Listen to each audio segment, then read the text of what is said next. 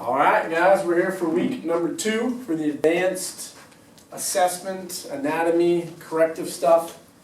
What I like to do before all the little sessions, I got some great feedback from the last one. It was beneficial. Trained it up in Dublin. Glad you guys liked it. These are for you. So what I like to do is start out beginning with a little quiz. Before we get into the quiz, I'll ask you guys any questions that you have for me about current clients, anything that you wanted to address. I also wanted to show one of our beloved followers how to use the band properly. So I'll do that real quick as well.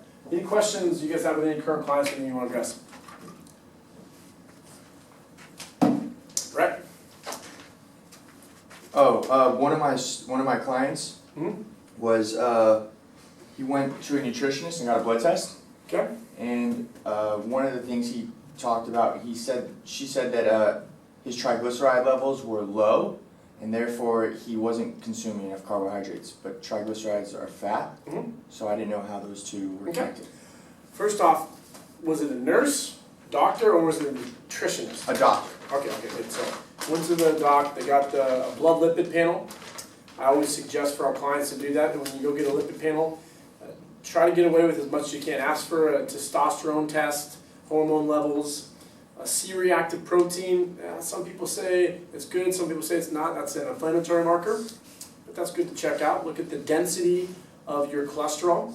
You have HDL, which is the quote-unquote good cholesterol. Then you have the bad cholesterol, which is the LDL, which is not technically bad. They're only bad if they're really type B ones. I believe they're type B. And so, So is the total the one that you should be focused on the most then? No, I don't know what he's eating, but he's eating something. Cookie? So, what is the benefit of fat? Protects your organs. Protects your organs, your heart's #1 fuel source, a lot of benefits for fat. And if our fat levels are low, we could potentially not carry vitamins efficiently, A, D, and K. Also, maybe we can't transport cholesterol in the blood. So that can have an effect on energy, mood, testosterone production. And so what happens is glucose, we consume something. I have protein with some coffee in there, a little bit of sugar. I consume, there we go. Jimmy's late, bad boy. 3 minutes late, Jimmy. 3 minutes late, Jimmy. Unaccepted. I heard you're supposed to give me a gift. Oh yeah? An apple. Yeah. Where's my apple? I don't eat shit like that. So back then, we eat something, we break it down. We break down carbohydrates into what? ATP. Glycogen? Glucose. We store glucose as glycogen. Now, if glycogen is full, and we have a bunch of insulin floating around, we need to get rid of that glucose. So our body sends a message to the liver, insulin specifically, and it says transport glucose into triglycerides. So you have glucose into glycogen. If that's full, insulin's going to trigger the liver to convert glucose into triglycerides. And then we're going to store that as fat cells. So he has low triglyceride levels, which means that it could be a lot of different factors. It's not necessarily one thing. But maybe he's not consuming enough fat, which we're a fat-phobic nation. That could definitely be the case. Second thing is he consuming enough simple and complex carbs? Do you know if he is? Yeah, he has like oatmeal and he eats sandwiches with some pasta. Okay. But yeah. I mean, that's the only thing I can really think about. His diet isn't. He shows me pictures of his food. It's not like it's crazy specific. It's pretty like. He's putting on some size, and he's doing right. You might suggest maybe some coconut oil to get some fat into his diet. Really? Yep. And then maybe we could look at watch out. Maybe we could also look at doing a food log on him. If we do a food log, then we can really see what percentage of fat he's getting, type of carbohydrates, because we have simple and complex. We want to make sure he's getting enough in all those categories. Any other questions you guys have for current clients or conditions? Yeah. How often we should be trying to hit a new PR for the clients? Some of clients, they're gonna try it often. So what's the amount of time that I should rest like between trying to hit a new PR? Great. So clients trying to hit PR, personal record. A couple things we need to look at. It's great lifting heavy. We like doing, let's hit a PR on deadlifts. You just hit 385, right? Congratulations. Woo! So if he were to continually 1 rep max every single week, what's going to be damaged the most? CNS? Is your central nervous system. And so when you damage that a lot, and sometimes it can take as long as 7 to 10 days to fully recuperate, it's just really exhausting on the body, which may put you at a greater chance to get some type of overtraining. I don't like that word, but it could happen. So with clients, get them excited about a lot of different goals. So it's great to hit a 1 rep max, but what about a 10 rep max? What about a 15 rep max? And so for myself, when I would constantly try to hit 315, still can't do it, but I feel my shoulders hurting more, and I feel my back starting to hurt more. And so what I did is I tried to find other goals. So I did a push-up challenge. I did how many times I could do 225. What about 185? Look on speed. So I would maybe once every 2 to 4 weeks. But in the meantime, maybe try to find other personal records that they can get. Does that work? Anything else? We're going to talk about this little quiz right here. Let's see how you guys did. So look, addressing the 3 planes of motion. What are they? Good. So we got sagittal, frontal, transverse. Example of each. Lunges, Lunges for sagittal, jumping jacks, frontal, Reverse flies. flies. What is a prime mover when we do a bench press? Doralis major. Chest, synergist, Tricep. tricep. Prime mover during a Bulgarian split squat. Quads and glutes. It's going to be Glutes. glutes, quads. Single leg lateral flexion, I just kind of put that on there to trump you a little bit. Lateral flexions going to the side. That's going to be our obliques. Military press. Anterior deltoid. Anterior medial deltoid. Remember, when we do military press, don't say deltoids, because when you put your arm up, the back part, the posterior deltoid, would not engage optimally. So if you're going to be predominantly military pressing, incorporate reverse fly, do Arnold's, do Aussies, band pull-aparts, implement those regularly. In the same day or just? Within the week. So I'd like to have at least, usually, a 1-to-1 ratio anterior to posterior. I prefer 2-to-1, because we have that anterior glide. Optimal range for hypertrophy? 6 to 12. Moderate rest. It's been shown that there's different mechanisms for hypertrophy. One being time under tension. Optimal time under tension has been shown about 40 to 70 seconds. So the other day, Tom and I were doing some chest flies at the end of our workout.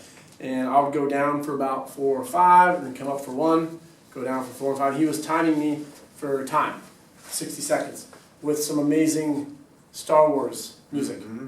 Was it Star Wars? Darth Vader, right? Imperial March. What does FIT stand for? Frequency, intensity, time, type, enjoyment. Frequency, intensity, time, type, enjoyment. During the bench press, the up part is called eccentric. No. False, because lowering eccentric.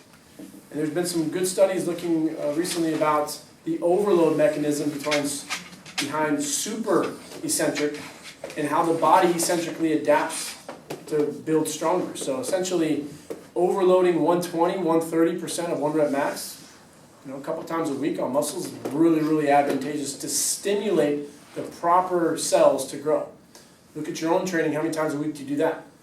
I know I don't. Eccentric training? Super overload. So your bench press, Jimmy's like, what, 135? And so we do like 155 super slow. How many reps? How many? Remember, so again, if your 1 rep max would be 135, 155, you can't press that, but you can control it down. Maybe 2, 3, nothing crazy, and then wait. Just bring it down. And if you go real heavy, you might need a couple spotter, spotters. obviously, right? Yeah. Which of the following is considered a lower extremity bone? There's 2 to this one. Tibia femur. Tibia, femur. What type of action is considered a plank? isometric. Isometric. I was just asked to write an article from Stack about how to do an optimal plank, so we'll have to steal one of you guys to. I thought we did that one before. I thought you did. The bottom plane? Yeah, he just sent me an email saying, we need a really good looking guy with long hair to do a video for us, so who else would they go to? She's starting to look like Barry Melrose. Who's that? You know who Barry Melrose is? She looked like Is that a good, is Yeah, that it's a a good compliment? thing. He's a pimp. Yeah. Mhm. What are the 3 segments of the spine? Cervical, thoracic, lumbar. Cervical, thoracic, lumbar. Which area should move? Thoracic. Thoracic. So when you do a lat pull down and you come back, it's okay, as long as this is moving. I don't want this, so I have that anterior tilt pressure on my back.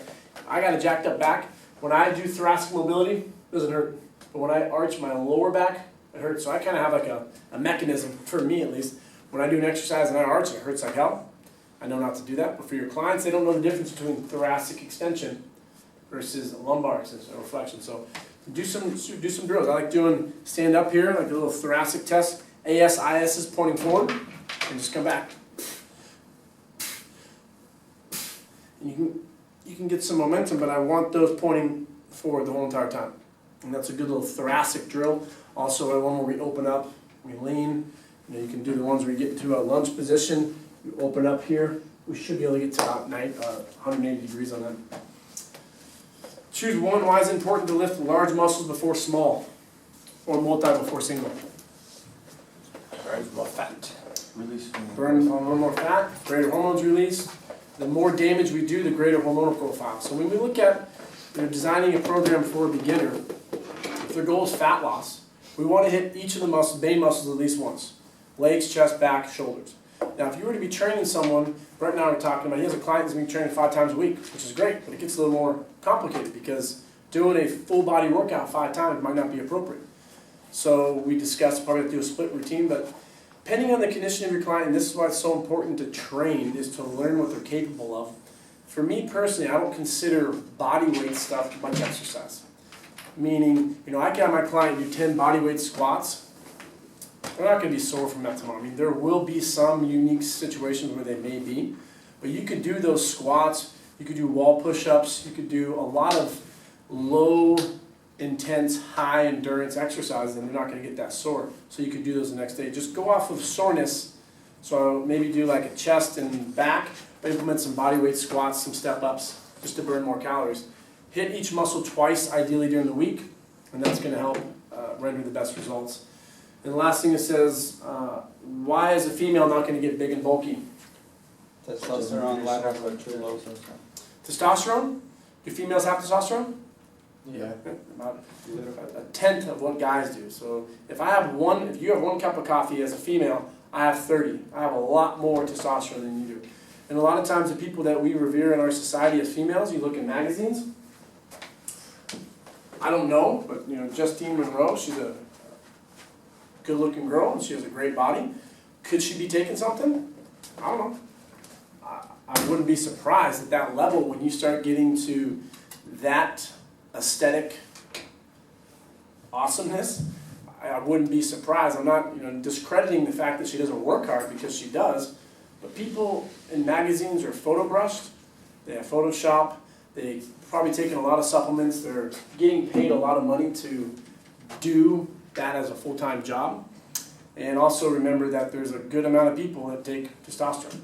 And I've seen it firsthand. I've seen girls that pretty, and all of a sudden they look like a freaking lion.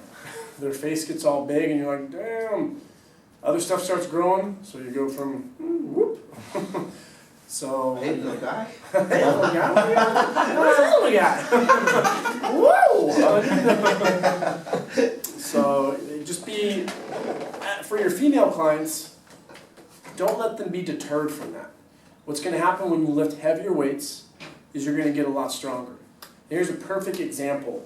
I took a girl through an assessment the other day, and she's overweight and she wants to lose fat. She's been working with a trainer for almost a year now. She invested almost 10 grand working with this guy. Her brother got in phenomenal shape. She didn't. So was she doomed by the gods? Why didn't she get in good shape? I mean, obviously there's a lot of factors. You gotta look at that. And this is what I was talking to her about in selling Show Up Fitness. I know that we can help her get to where she wants to be is, what do you think, I talked about with her. Why do you think she didn't probably get her results? Maybe she wasn't lifting heavy enough. Whose fault is that? Trainer. Trainer. So what do you think the trainer was doing? Circuits. He was doing circuits. Lightweight, high reps. When I asked her how much she could squat, 10 pounds on each shoulder, 20 times. So you've been training with him for 9 months and that's what you're doing? That's pathetic. Well, my trainer said that I need to do a lot of repetitions to get in good shape. That's a big misconception where you need to do a lot of repetitions to burn fat. You do a lot of repetitions in the beginning, the main purpose, why? Joints and coordination.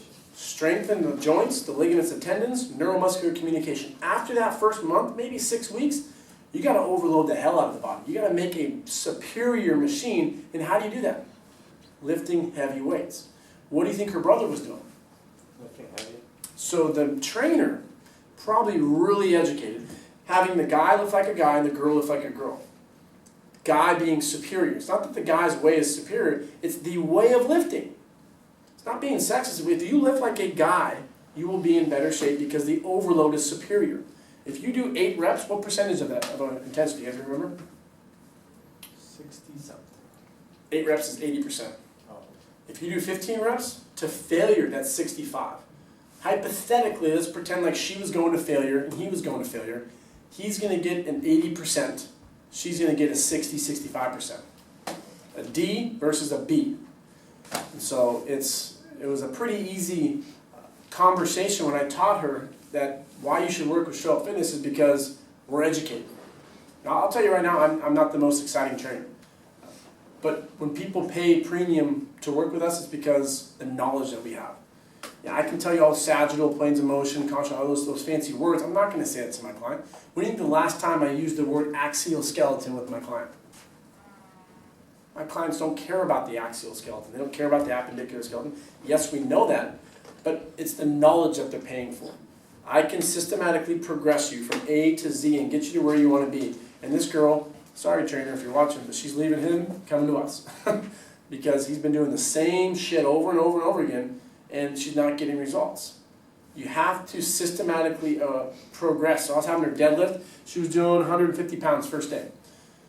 Why did I have her go into the strength range? She did 3 reps, 3 rep max, 150 pounds the first day.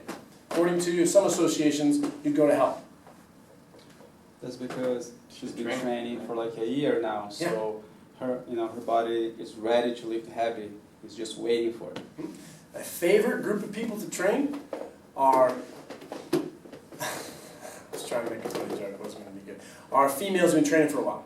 With a trainer and they do a ton of repetitions or classes or stuff at home. You got the DVD stuff. I love training them because they adapt so much faster because they've done all that foundational stuff. They strengthen ligaments and tendons. The coordination is probably somewhat there. I can overload the hell out of them. I can essentially skip the whole entire first month and go right to strength. And that's what I'm going to do. Because the stronger I build my muscles, the bones are going to get stronger as well. We need about 80%, which is 8 reps of vertical loading to stimulate the bones. That directional force is going to strengthen the bones, bone remodeling, osteoclast, osteoblast, build it up, make the bones stronger. If you have a client with weak bones, it takes about 6 months of proper weightlifting implementation to get stronger. Yep. Do women and men have different levels of different muscle fibers, like percentages? Mm-mm. Same exact. Surprisingly, they're very, very similar. There is a small difference, don't get me wrong, but when you compare the two, it's, I don't want to misquote myself, but it's very, very similar. When you look at the cross-sectional surface area of a muscle fiber for a male and female, very similar. So instead of saying it's genetics or testosterone, look at the default programming of males versus females. Maybe males can eat more because we train better. We lift heavier weights. I'm going to show our friend real quickly how to use the band. So Brett, come up here real quick. Pretend like this is a beam in the wall or something on your house. So hold this for me. Make sure the camera can see. So what we're going to do is we're going to wrap, you're going to make a circle, and then you pull the band through. So now I have this recoil where I can do a lot of exercises here, and it's not going to hurt myself because this is solid. And so I'm going to pretend like this is the beam. Brett's going to be the beam when I do these exercises. I just want to show a couple, okay, that's fine. you just get back with it? So, Yeah, just needs a couple exercises that are really good to do to strengthen the core. Now, unilateral, which is one arm, is going to get the core and the certain muscles. So do a staggered stance. Always start closer to the beam so you can learn the resistance. And then we're just going to press forward. What do we want to do on the recoil? Slow it down. Nice and slow. I don't want to see this. You're going to hit yourself in the face. So there, nice and slow. Hold on a second. How's your arm look? Good. Press, nice and slow. Press, nice and slow. 10, 15 repetitions, switch, stagger stance. So if I'm pressing with my left arm, all right, we're back on. So switching on up left side, press, nice and slow in. That's one good exercise. The other good exercise to do is going to be a row. So use both hands this time as pull to your chest, nice and slow down. Here, nice and slow down. To progress and make this harder, you can add a little bit of a squat. Just go to your comfort zone and come back. As you get more comfortable, use the leverage of the band to pull you forward and go down a little further, and then come back. Be comfortable with the range of motion. And ideally, in the future, as we progress, we will get down here. But for now, just go to a comfortable level. And then you can make it harder by pulling out and pulling to your chest. Pulling out and pulling to your chest. Those are two great ones, and then, thank you. I was going to do a little band video here soon on Instagram. I was talking to Rose today, this morning, at one of the camps, and she's a talent agent. She works with this big ass corporation. So they pay these YouTube and Instagram models like tons of money. Like they have agents. That's how much important it is for having followers. Two other exercises I wanted to show you. So band here, pull to your chest, nice and slow down. The further the better. Don't bend your elbows, straight. So the first set, go really, really wide and just feel that resistance come in nice and slow. And then as you get stronger, closer hands, pull, nice and slow. And then last but not least, you can do step on the band, pull it up, and do some band walks. Nice and slow in. How do I progress this? Step on something. Oh, you could maybe step on something. And cross the band? Cross it and do an X walk. So this is more advanced. Start with the regular one first. X walk. Here. More resistance. You can go here. You can also get your lats engaged, your rhomboids by pulling it out. Work on the recoil. Come in nice and slow. So again, the beginning version is here. Just step on it, pull it up, and just step out. Frontal plane, working what muscle? Glute. All right, very good. Okay, so we're going to get in the shoulder anatomy. You guys recall the 17 muscles of the shoulder? What do we got? We'll start with the rotator cuff. Supraspinatus, infraspinatus, teres major, Subscap. So we subscap. got infraspinatus, it's the sits muscles. Infraspinatus, S. Supraspinatus, infraspinatus, teres minor, subscap. Subscapularis. Now finish the majors and minors. Pec minor, pec major. Pec minor, pec major, Teres major. teres major, Serratus anterior. Oh, That is oh, one, minor. Sorry. rhomboid major, minor. Minor. Then go to the ones you can feel. Bicep. Tricep. Or awesome. Bicep, tricep, deltoid, Traps. trapezius, Lats. lats, Serratus. serratus, Levator. No. Levator what's that? scapula. Scalene. elevator, Levator. Levator levator scapula. scapula, right here. Brachialis. Coracobrachialis. Cor- So those are the 17 muscles. And so I was working with a girl and I want to go over some different assessments on shoulders, how to fix them, progressions. And so if you were to have a client who comes in and they say that their shoulder hurts, we're not doctors, we're not therapists, we're not chiropractors, I'm not diagnosing anything. I can give you a pretty good guesstimation of something that is maybe a little more severe. So I was working, who met my brother last week? You guys saw the test I did with him, and we did he has a really jacked up shoulder, he has to get surgery. So we had him do the basic screen to determine if you should go, get some help from someone else. And he came over here, and we said, raise your arm. And it was like this. He couldn't move it anywhere near the capacity of there. Smell your armpit. So if someone has a hurt shoulder, do this test. If it hurts a little bit, it's not the end of the world. Look at the grimace on their face. Does that hurt? Doesn't feel awesome. Okay, let's see if we can do some other stuff to maybe strengthen the shoulder. First, let's look into MMT, manual muscle testing, or some type of manual release. What's something you could do to get into that tissue around the shoulder? Come here, Brett.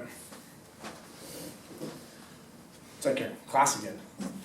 So we need to identify the scapula. Put your arm behind your back. There we go. So you can see this wing. This is the inferior angle of the scapula.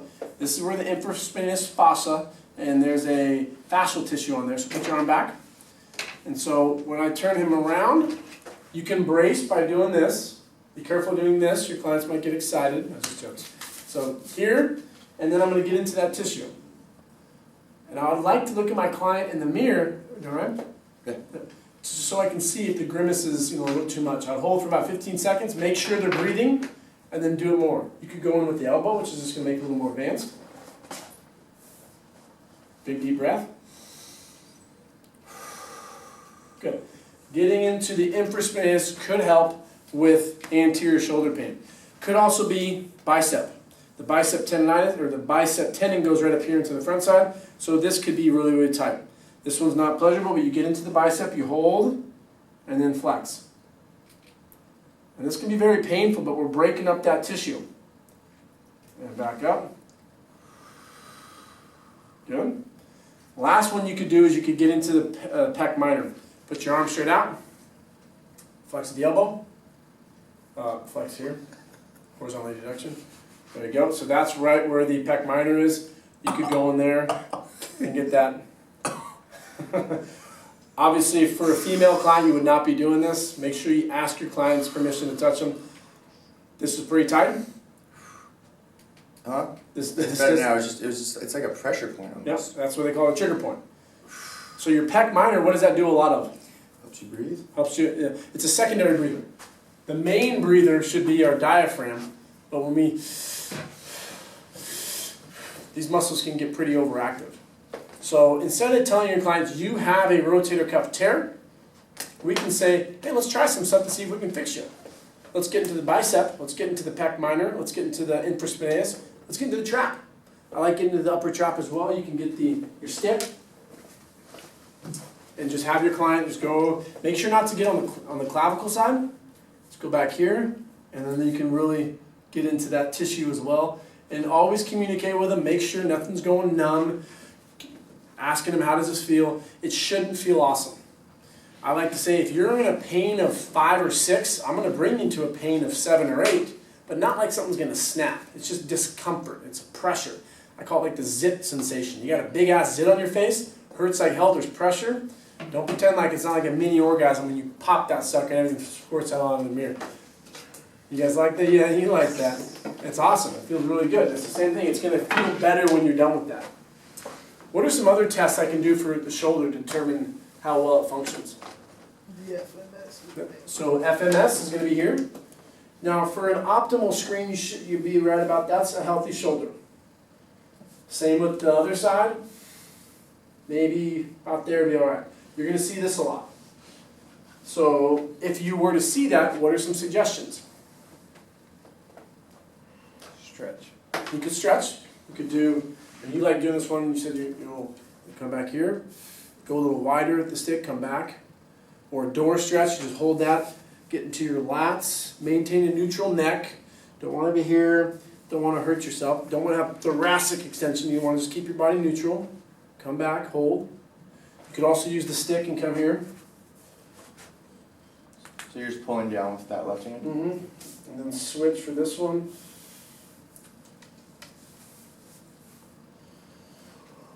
Hold those for how long? 30 seconds minimum? Minimum, I would suggest 2 minutes. Really get into that tissue. You can just be over here, over here. Band pull aparts are some of my favorite. If you have unhealthy shoulders or your health isn't optimal, get into band pull aparts. Be careful on some exercises. So I'll touch on the exercise in a second. What about two other shoulder tests you can do? There's still many other ones. You can do the empty beer can test. Give them, don't give them weight first. Have them do this and apply pressure and see if that hurts.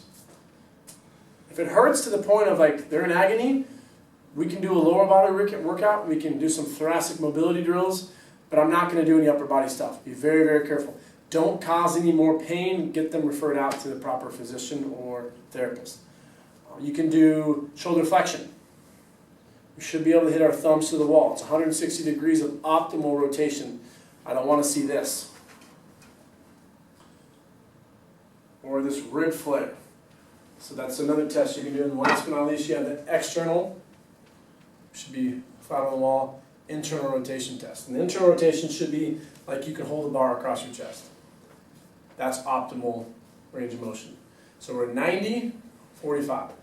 If your client's coming off of there, they're moving too much, get into the thoracic spine, stretch appropriately, but do some good warming up exercises to do. What would be some good activation warming up exercises for your rotator cuff before a workout? Waiter carry.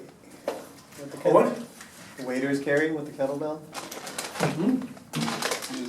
Use a ball on the wall, just do small Ball on the circles. wall, just make sure not to Wax on, wax off. fall.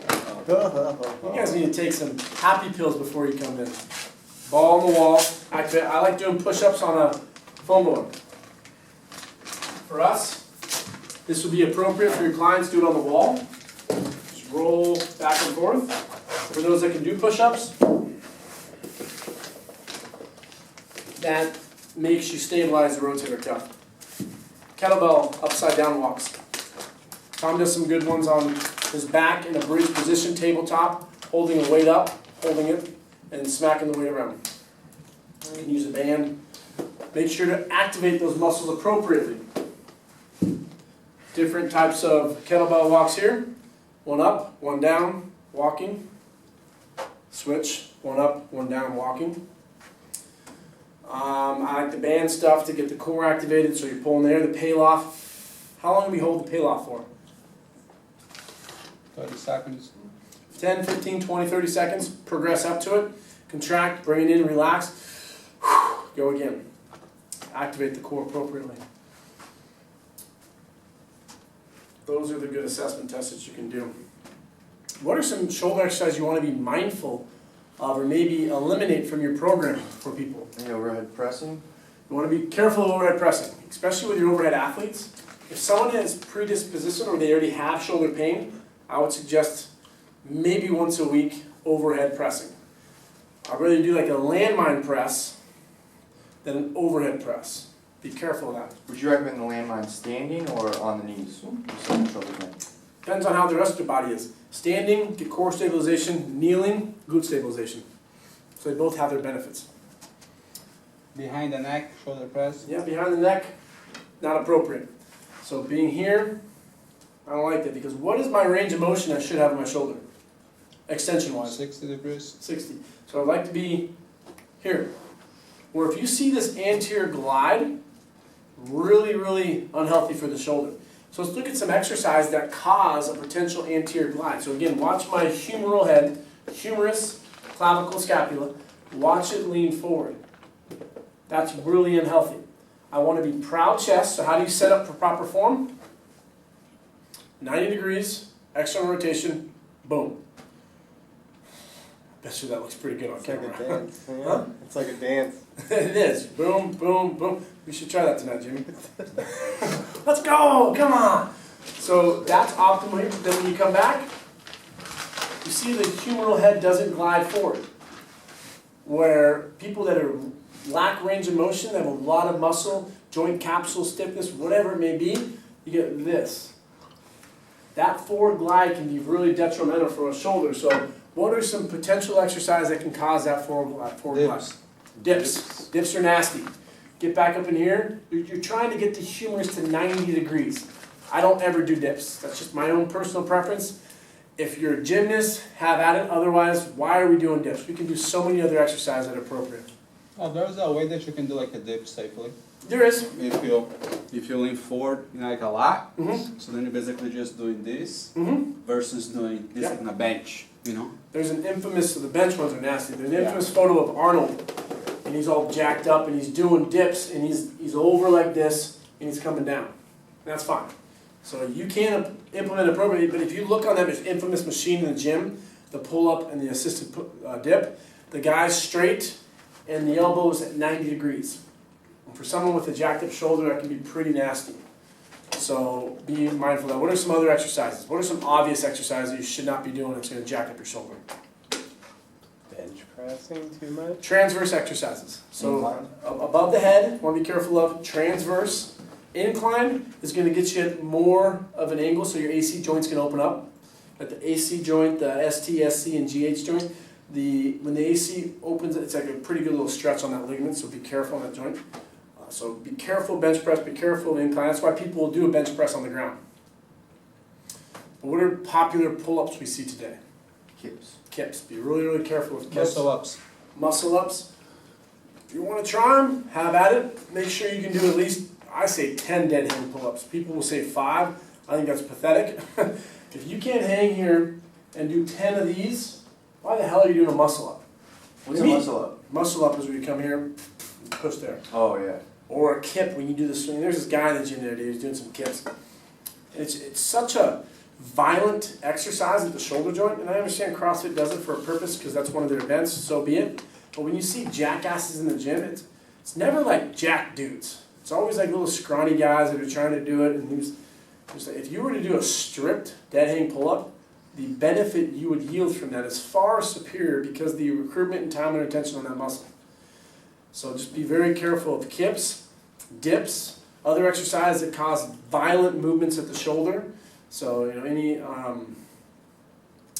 ball throws over your head, ball throws down for maximal power, battle ropes going really, really heavy with those.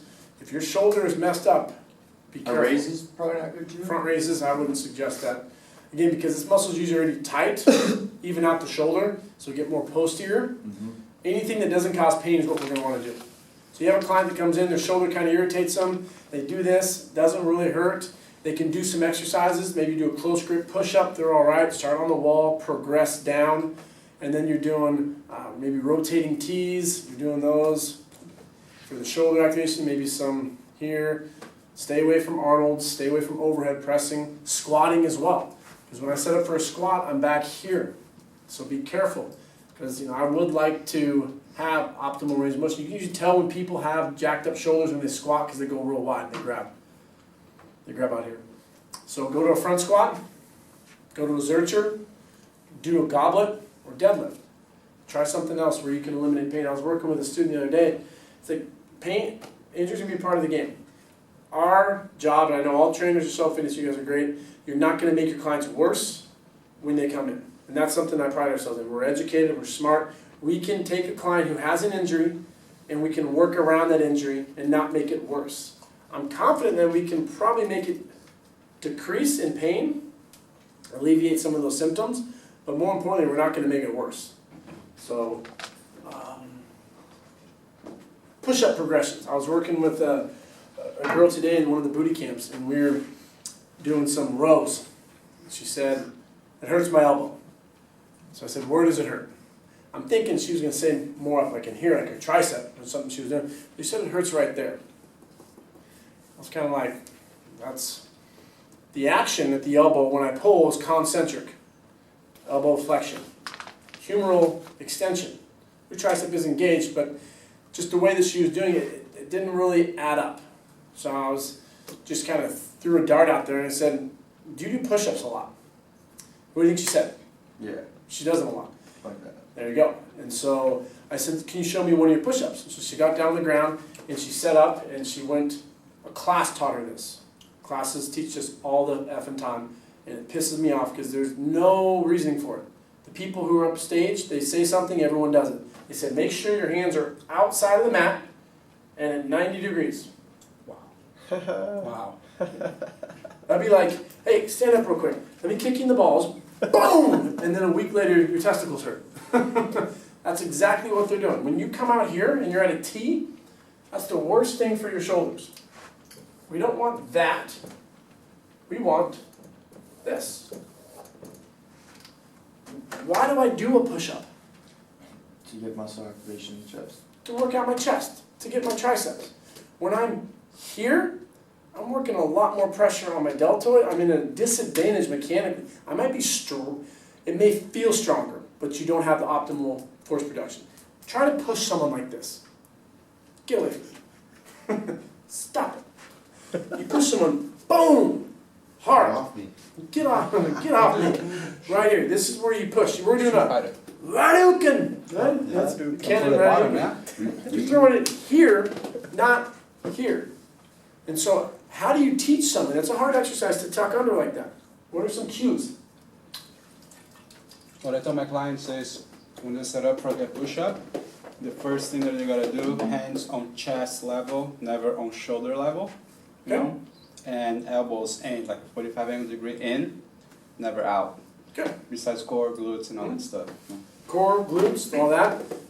Elbows under, hands more chest level, not shoulders, because you're going to pack it up right here. So she started doing them, and guess what happened? She said elbow then hurt. So again, it's. I could have talked about sagittal, I could have talked about planes of motion, all this stuff. She wouldn't have cared. All she cared about was the pain was gone. And I really don't know where that came from. Because it's just, it pisses me off hearing all these people come in and say, this is how I was told to do them. And that type of mechanical shit keeps on going on. And people are passing it on, and then people are getting hurt, and then more surgeries. And it's really frustrating. So why are they easier to do it this way? Brett Contreras actually wrote an article on push-ups that I was reading today, and he says a lot of people do them like this, and it's because it's easier to push up. Mm-hmm. Is it because the energy's not for like when you're closer together? It's strictly the pec muscles. I'll have to do a little more the anatomical reason why. Okay. I'm not 100% sure. It makes sense that you're overloading the shoulders, Mm-hmm. where chest is usually weaker in that position biomechanically. So when you come here, you can just get a little more leverage. Yeah, that makes sense. And so then when you come down, it's harder at first because it feels weird, but then your maximal force production is going to go up. Okay. You're going to have people say that you have to be here. It's not, think of it like a squat. You don't have to be here, you don't have to be here. It's what's comfortable for you. But there are certain things that are bad. That's bad. Don't do that. Everyone's going to agree. When you're here, that's just not optimal for force production. It can be unhealthy for your shoulder. But if I bench press and I'm out there, and I'm stronger, and I don't have any shoulder pain, it's all right. I'll do a little here, here. There's going to be different suggestions. Your clients always ask you, where do I put my hands? What's comfortable? I like to bench here. That's where I feel I'm the strongest. I know people that like to go really wide. I know some people that like to get under more. I know some people that flare out. You just don't want to be flared out 90-degree abduction. That's what you want to be careful of.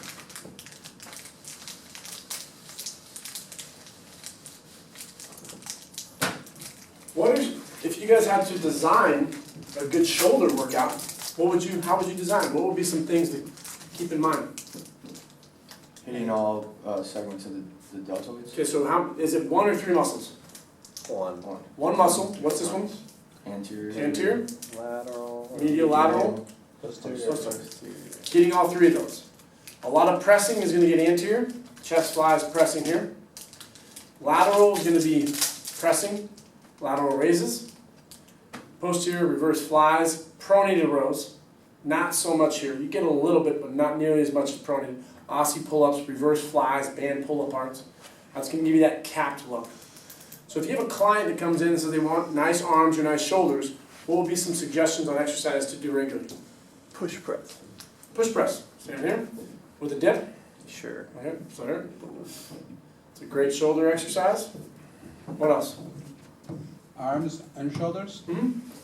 pull-ups. Pull-ups, great. Want to get your biceps, chin-ups. Aussies are great. That's going to get that posterior side. Barbell rows. Rows.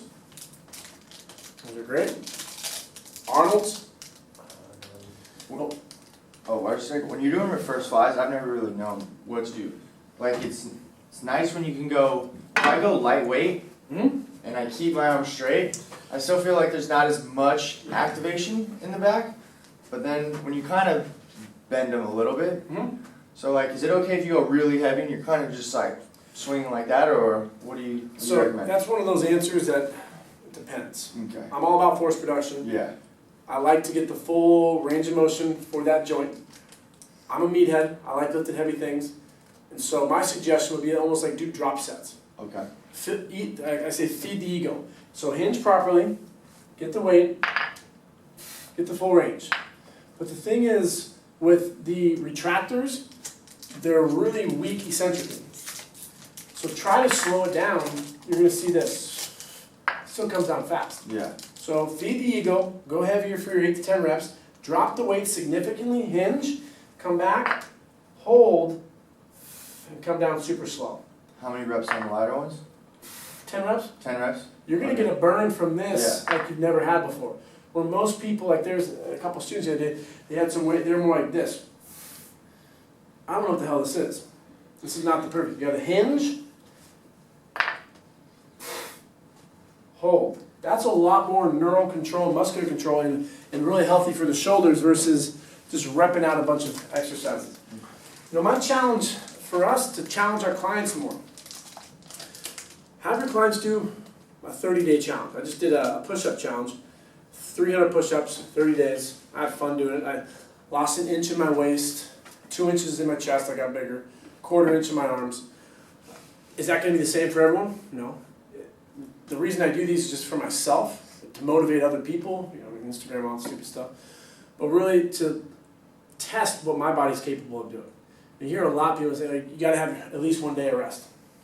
I did 30 straight days, no problems. I hit a PR on bench at the end, and I felt really, really good, but more importantly, I liked the way the aesthetic aspect was. And so find things that your clients have goals on and then implement 5 days a week, or challenge them to go 7 days a week. You know, they have that squat challenge out there, you can try that. If you want nice shoulders, what would be an exercise that you can have them do daily? Handstand push-ups. You could, you could do handstand push-ups.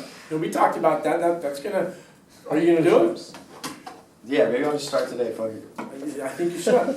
I mean, that's more advanced handstand. Huh? Pike push-ups? Pikes will definitely be easier. What's a pike? Pike is here. Oh, wow, okay. You doing that? You could do the modified ones on your knees. Do push-ups. Do lateral raises. Don't go heavy, but just do 20 lateral raises, 5 sets every day. Do you like doing those on your knees? Do I? Why? It's supposed to be funny. You can do them on your knees. You like doing it on your knees? Uh-huh. Okay. Yeah. Benefit to doing Uh-huh. it on your If knees. you're taking away momentum, Okay. I would suggest maybe 100 reps, try it out for 30 days. I'm gonna do, I posted something today, this is, I don't know if you guys heard yet, but I'm trying to figure out if I should do booty shorts or a thong. But that's gonna be one of my pictures in my book. I'm gonna do a 60-day glute transformation. Get one of those So- like. I got my rump shorts on, so I don't know if I'm gonna do the full or a thong. Who wants to take pictures from me? Are you gonna get it tan before? No, just straight up. It's just gonna be my hairy ass. Oh man, I'm not. No, but I got actually a nice ass. It's not hairy, but girls like ass just as much as guys do. We getting all this? Oh yeah, and I think it's going to be good for publication aspect where people look and say, hey, this guy's not afraid to show us. I mean, girls do it all the time. Yeah, totally. I'm intrigued to see what's going to happen if 60 days doing hip thrusts all the time, lunges. What I'm going to do is I'm going to have like week 1 be all lunges. I'm going to do 300-400 reps per day. Week 2 all bodyweight squats. Week 3 is going to be band step aparts. Week 4 step ups. Week 5, just hinge pattern. Maybe lightweight. Are you still gonna have strength like lift? Are you still be lifting weights during It's that like time? when I did my push-up challenge. I would do 300 every day except the day I'm doing push-ups. I wouldn't do push-ups in the morning. So if I was doing today's chest day, I wouldn't do my push-ups until I hit chest, and then I would do them afterwards. When you started that challenge, were you sore like the first couple days? No. A couple days I'd do 600. When we were up in San Francisco, I was coming back from the bars like 1 o'clock in the morning. I'm like, I gotta catch up. And I was cranking out 25, 50 reps, but I was pretty good. I was surprised. 4 sets in the morning and 25, and then midday and at night before you go to bed. It's not that hard. How much do we drink that weekend? I was 4 actually sets of 25 beers. I was really impressed with my diligence of doing push-ups every single day, and I think that has to probably do something with metabolism as well. I felt really good that month. I didn't drink as much as normal, I don't think. I had a couple binges, but I was pretty consistent about 300 every single day, and I was really happy with the results of my shoulder. It didn't hurt, and so try something that I will. So like my booty one, I'm going to do that every single day. But if I'm going to go heavy deadlifts, I won't hit it. I won't do a max out or like that. I think one time I did. Like one day we were hitting like 295 and Yeah. shit. Like that was, but you. I was strength. I was feeling good. Yeah. So it could be the steroids. Definitely, they could be kicking now. But Nice.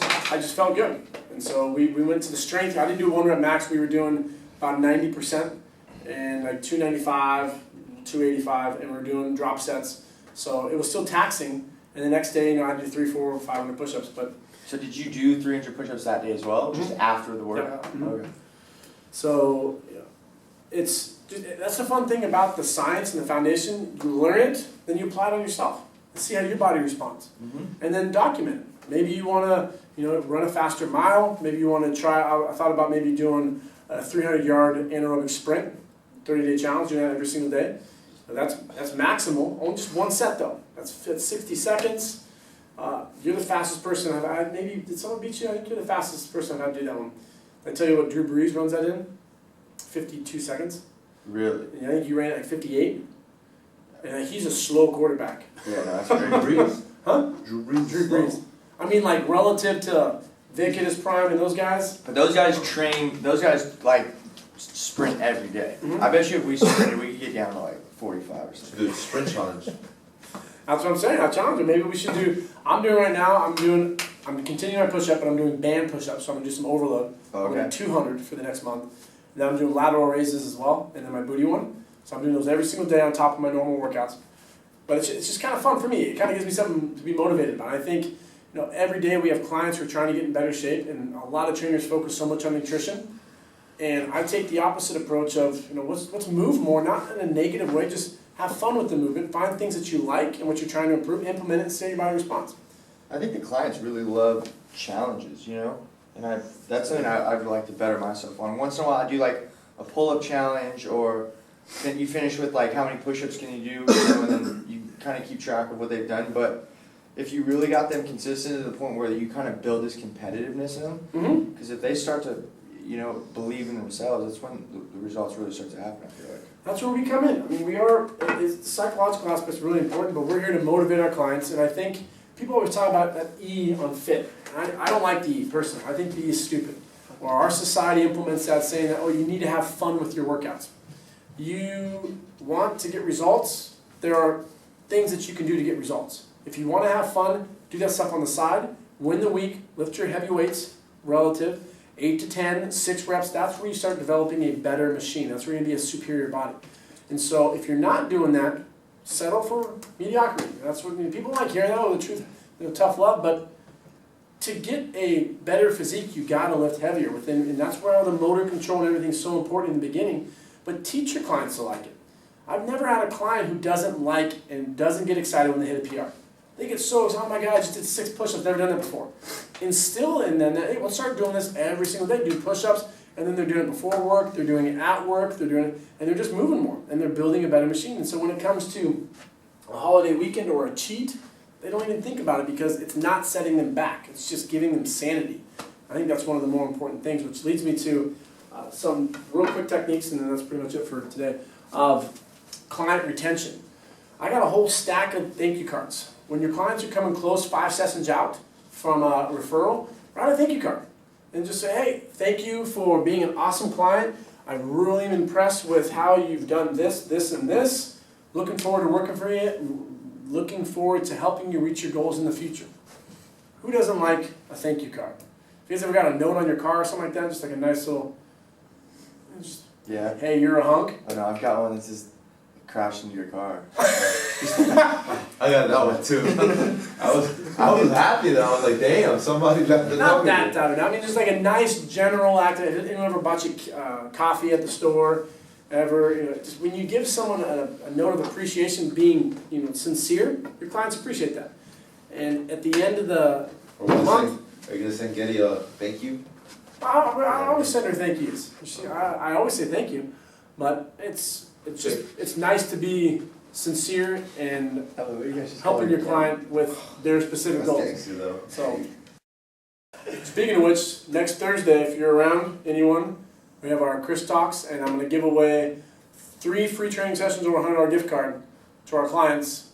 Best costume, or sluttiest, whatever you want to do. No, but just the best costume. I'm pretty sure I'm going to win. I'm taking myself out of it. So Brett said he'll be a princess. I didn't say I was gonna be a princess. I think you should be a I'm princess. gonna be a fucking Come on, why not? Because I don't like dressing up. Any other stuff on shoulder health, shoulder anatomy, shoulder tests? To reiterate what we've gone over. Shoulder anatomy, 17 muscles.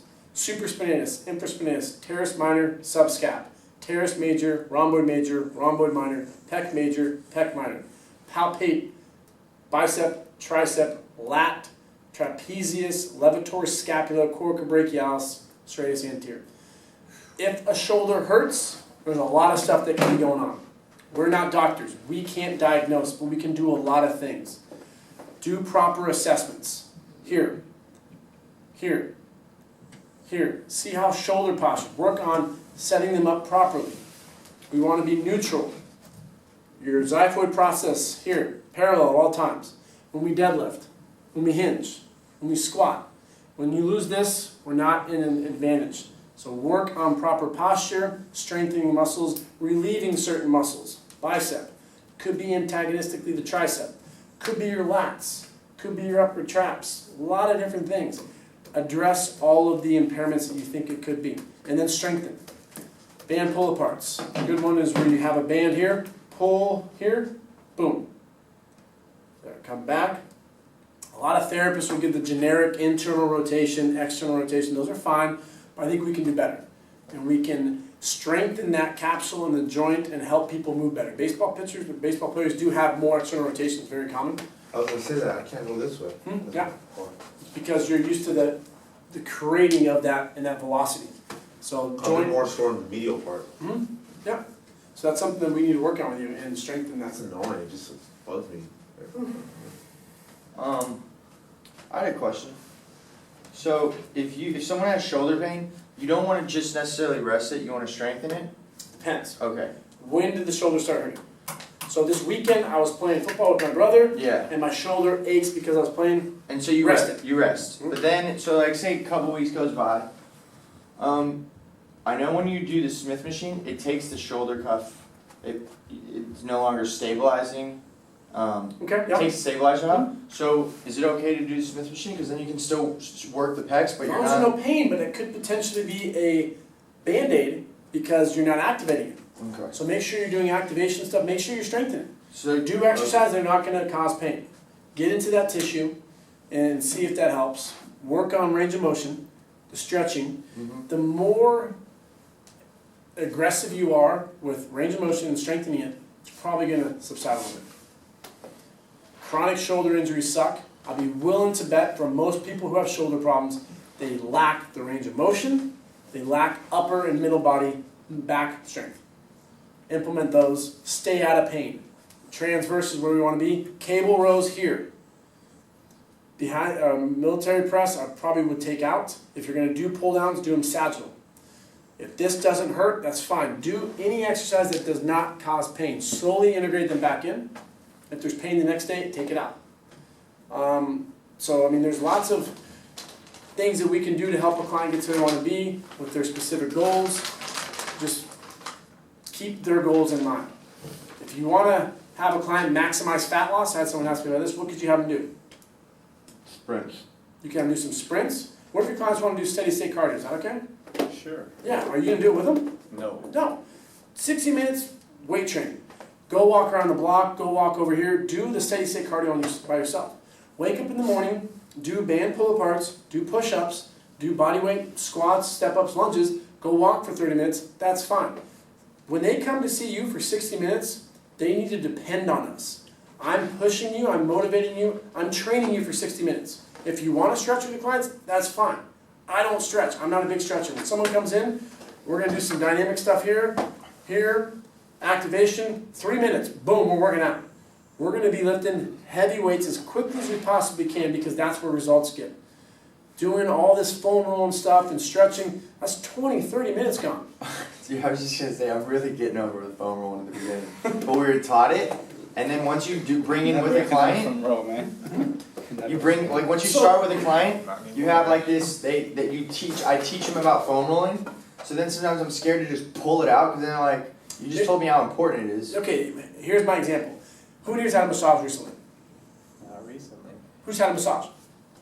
Oh boy, I wonder why you guys all raise your hand with a smile on your face. Not that massage. Okay, At so the end, a massage specifically for pain or just for relaxation. You go in there, you get rubbed down, and then you leave. Now when you leave, are you like, yeah, let's go, I'm ready to work out? Hell no. No, you're like, yeah, it's bright out here. Yeah, I'm gonna take a nap. I'm gonna have a beer, a glass of wine or something. You're tired.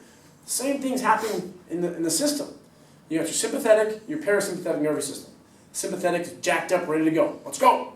Parasympathetic, calm down. When you implement that into a tissue and you foam roll for 5-10 minutes, you're telling your nervous system to calm down.